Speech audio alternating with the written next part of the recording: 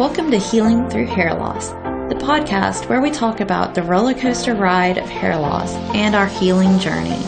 If you or someone you love is dealing with hair loss, please subscribe to this podcast. The goal of this podcast is to be a voice of support to people dealing with hair loss due to alopecia.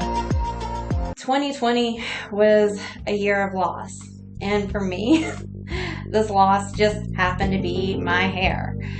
And in this podcast debut, I am going to tell the story of my hair loss, how it happened, and how it progressed, and where I am today. So, let's dive right into this story. So, in 2020, towards the end of the year, I started losing my hair. And at first, it was really slow loss. It started as just a really small bald patch. And all of a sudden, it, within about 2 months, it started falling out really, really fast. It went from being nice and soft and smooth hair, I had really thick hair. It went from that to being really brittle and coarse and just breaking and falling. And it got to the point where I was terrified every time I would take a shower because it would come out in massive clumps. I would just gently, do the shampoo and conditioner through my hair. And even as gentle as I was, every time I would rinse the shampoo and conditioner out of my hair, the hair was just falling out in massive clumps into my hand. And, I would have to clean out the drain every time I would take a shower. And it was truly terrifying. Yeah, I didn't know what was wrong. I just knew I was losing lots and lots of hair. And for those of you who were right there with us in the pandemic, you know that in 2020, we were socially isolated. And so this, in a way, worked to my advantage when I was going through this, because I was able to hide what I was going through, because I wasn't around my friends and family. They didn't see me losing my hair. And so I was able to keep this secret until the holidays around Christmas time. And it wasn't until Christmas and New Year's was the first time that I let anyone besides my immediate family, like my husband and my kids, know what was going on with me. And the only reason I came clean about what was going on with me is because by Christmas, when we were getting together with family for the first time in almost a year, I had lost so much hair that I could no longer cover it. I could no longer go out in public without either wearing a beanie, a hat, or a wig. And it was right before Christmas when my husband bought me my first wig. And as much as I love wigs now, they're a lot of fun. It was really hard for me to wear a wig for the first time, because that first time I wore a wig, it was almost as if a symbolic act of me being defeated, as if my hair loss had beat me. And so that was really hard. So I wore a wig for the first time to our family's Christmas. And I had intended to not tell anyone that it was a wig, to just go on about my day, and just get through Christmas and, just keep chugging along. And that was until my mother-in-law, who I love dearly, comes up to me and gives me a big hug because she hadn't seen me in so long. And she comes up to me and she's like, "Oh, I love your hair." And she immediately went to stroke my hair. And I immediately backed away. I was like, it's a wig. was the first time that I told anyone about what I was going through, because I had to come clean with her, because I didn't want her to feel this dry, brittle wig and go, what the heck? And so I did. I told her that it was a wig, and she, of course, asked me why I was wearing a wig, and I let her know that I had started losing my hair, and of course we had this like big emotional, like, is everything okay? And it was really hard.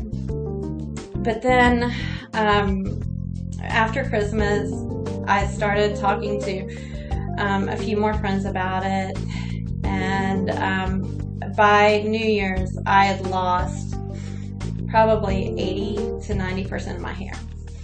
And I scheduled an appointment with my dermatologist for the very first time, and had my dermatology appointment to figure out what kind of hair loss I had. And so I went to the dermatologist, had a scalp biopsy done, and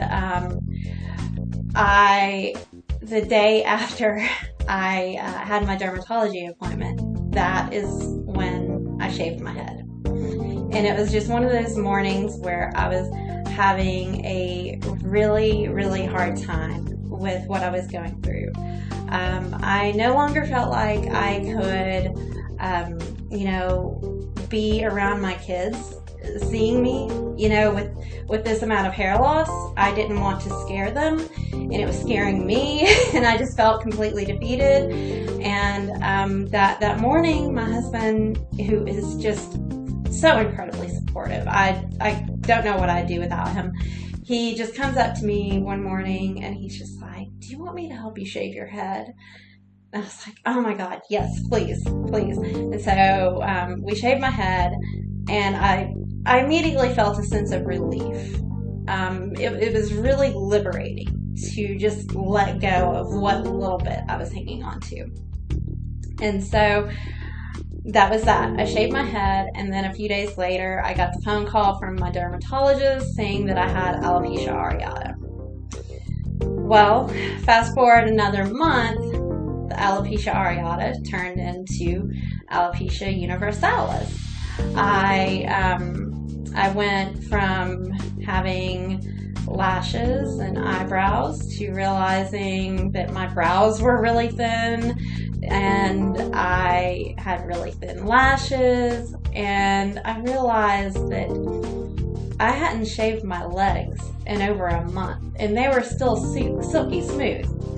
Now that is one part of alopecia that I will not complain about. You will never hear me complain about having constant silky smooth legs. I will never ever complain about that.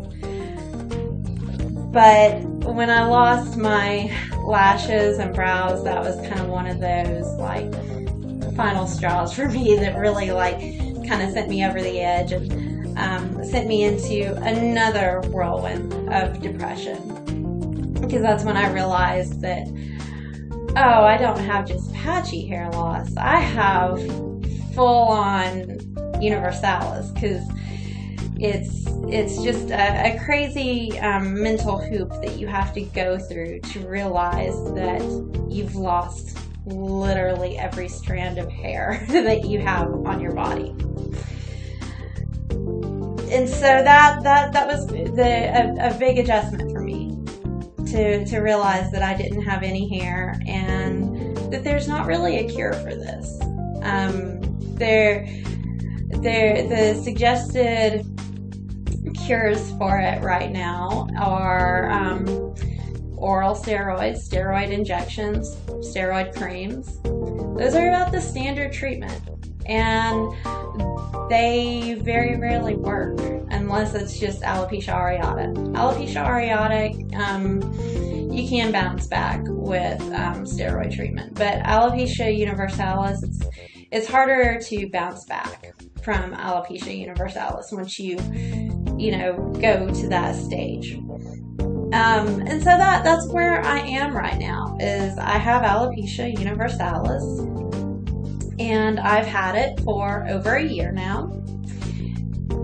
And I'm just learning to live with it. I have learned to be at peace with my nice shiny dome. I've learned to be at peace with wearing wigs. And it's just really been a life-changing experience to go through this. And I started this podcast as a way to advocate for people who are going through alopecia. Because until I started going through this, I didn't know what alopecia was. I didn't even know it existed. I am one of those people that when I would see someone out bald, I would just assume that they either, one, shaved their head by choice, or they were going through some sort of cancer treatment and lost their hair. And so now, anytime I do go out bald, I'm very well aware that a lot of people assume the worst and assume that I'm probably going through cancer treatment. And I'm not. And that is one thing that I'm very thankful for. I'm very thankful that I am an incredibly healthy bald chick. I have no other health issues. I'm just incredibly bald. So that's where I'm at in my life right now, and I am at peace with this journey, and I really want to help other people who are going through alopecia to be at peace with their journey, because I know this journey is difficult in so many ways, and I just hope that I am able to be a source of, truth and light and happiness for people, and someone that you can look at and realize that you're not alone. So that is the end of this very first podcast episode. I hope that you have found this helpful, and thank you so much for listening, and just remember that you are beautiful, hair or no hair. All right, so that's the end of the recording of this episode. If anyone has questions, feel free to leave them in the comments. I'm an open book about this. I'm truly an open book about my alopecia journey, and I just want to be able to help people and to help people understand what it is. Even if you aren't going through alopecia, I want to help you understand what alopecia is. So I'm going to end this recording now, and thank you all so much for your support. I truly, truly appreciate it. Bye. Thanks for listening to the Healing Through Hair Loss podcast. Be sure to visit healingthroughhairlosspodcast.com to join the conversation, access the show notes, and sign up for our newsletter to get access to fantastic bonus content.